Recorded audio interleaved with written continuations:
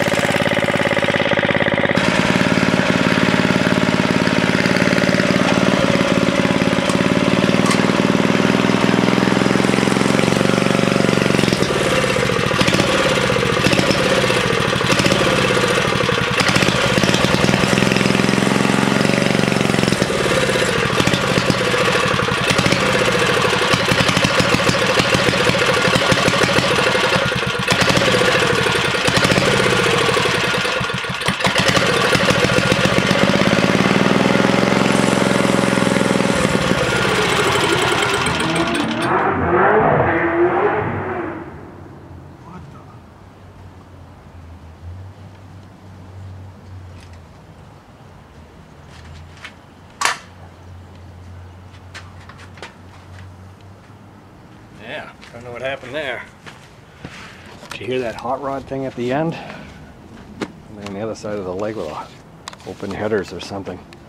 Yeah, you give it full throttle and it just farts. So I don't know if that's the 20-degree issue, or, you know, if I could tune it a little better. This throttle's a piece of junk, and well, it looks like it works, you know. I don't think that's open all the way. No, of course it doesn't help that that's in the way. That's his. I just got a piece of wire stuck in there too. and the original spring in there. Okay, we're gonna take a look at that stuff and see if we can make that a little better. It was so strange. I don't know if you heard that that hot rod or whatever it was across the lake, but like, I mean, it just, now I don't hear it at all. This spring is like wicked loose.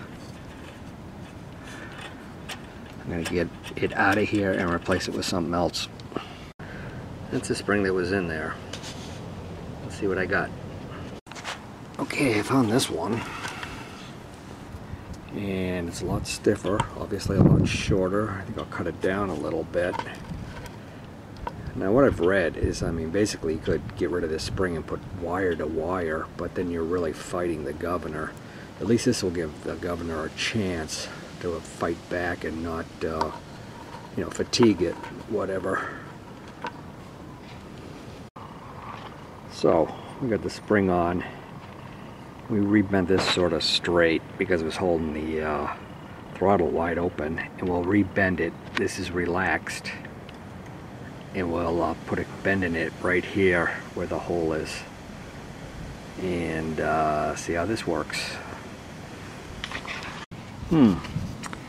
Well, I'm worse off than when I started.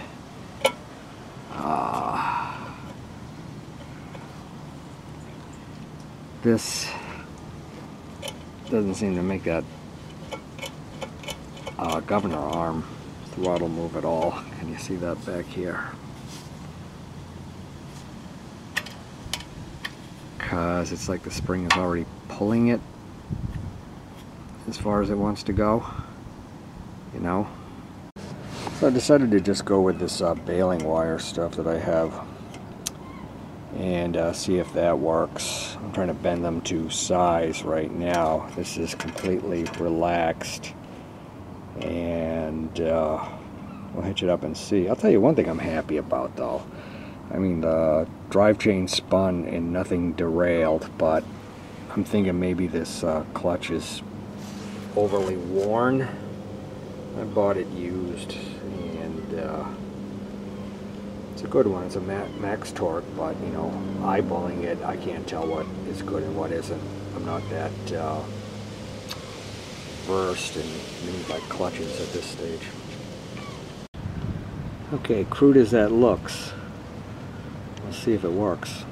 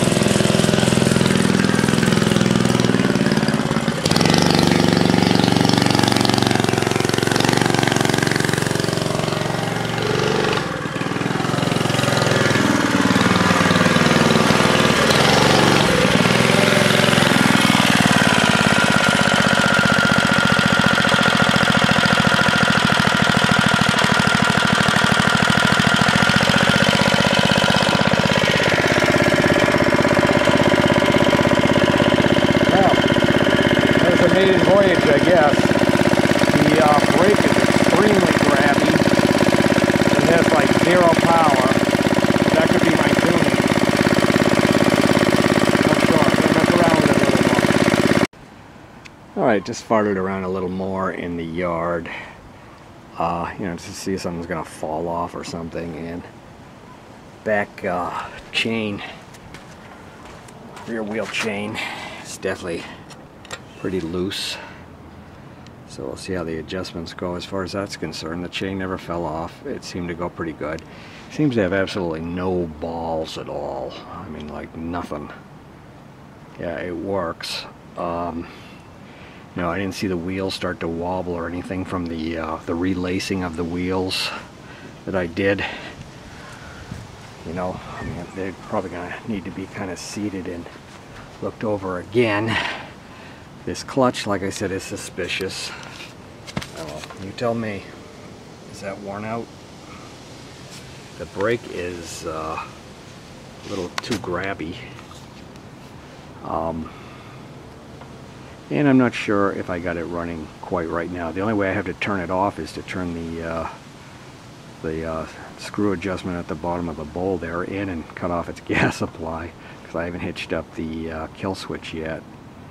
But, you know, I mean, there's good and bad in this, that it seems to be a solid bike. The handlebars are kind of low, they hitch in the knees, so I'd like to get some higher bars. I'm thinking now, do I step up to a bigger engine? Also burn myself on the wrist. That stupid long pipe. Don't know, some things to ponder, I guess. Took off the chain, off the first drive chain here, to check a couple of things. First, to see if the brake isn't hanging up and know I can move that clutch just fine. Second is the gear ratio. So we got 2, 4, 6, 8, 10, 12, 14 on this side, 14 here, and I think 10 on the sprocket. 2, 4, 6, 8, yeah, 10. 10 on the clutch, so 10 to 14. And then I believe I have 12 over there and a 52 on the back. Yeah, it was 52 and then 10-inch wheels, so I don't know, I think something's wrong here. But okay, the other reason is so I can crank up the engine and tune it up to make sure it's running right. Still have no way to turn it off. Well, I noticed something else, that the spark plug cap was just sitting on there, wasn't even pressed onto the plug. So I pulled the rubber cap off for now, so now we have a way to kill the engine. So let's start it up. I turned this all the way in to kill it, so we'll go half, 1, 1.5, 2, that'll start.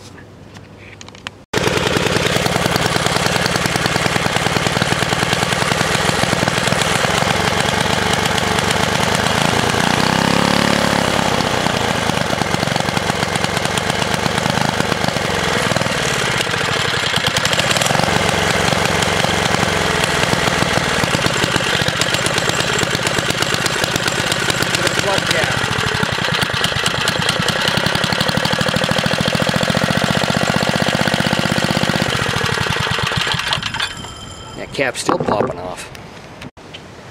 Okay, I crimped it on a little better, I hope.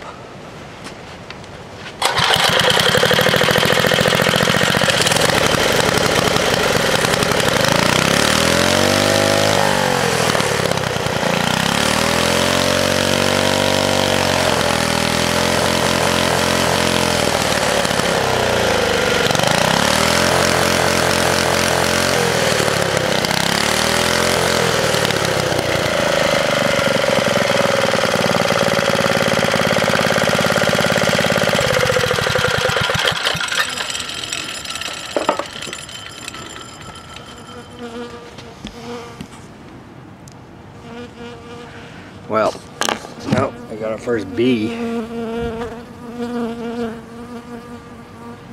the season. Pose for the camera.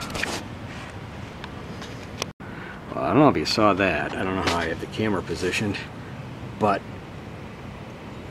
this is still a really bad connection, and it was arcing up to the ground up here. I could just see it shooting up there. This is really weird. Okay, we're gonna make some arrangements here. And the idle adjustment fell out. We're doing good. Look at how that screw doesn't even line up to the throttle. You know? I'm gonna have to take some off of it too. It's gonna idle too high. Gotta cut at the end of this screw off here a little bit. But this is a weird part. Okay, it was grounding out. I saw a spark shooting up to this, so I'm gonna bend this out of the way. And that's still a really lousy fit. It's not tight. It's weird that the spark wants to wander like that.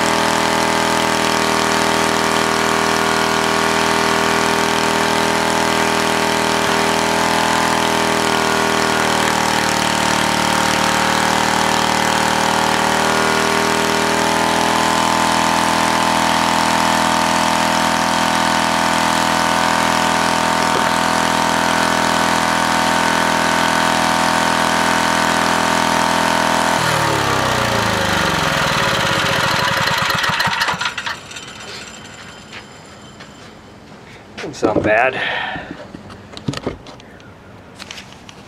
That's the idle though. That's the screwing just far enough so it doesn't fall out. So we gotta fix that. Okay, we distorted this spring out enough so that it's the full length of the spring now. So as soon as it goes in, now we can go in that far and it's not gonna fall out. Before it was just like to about here.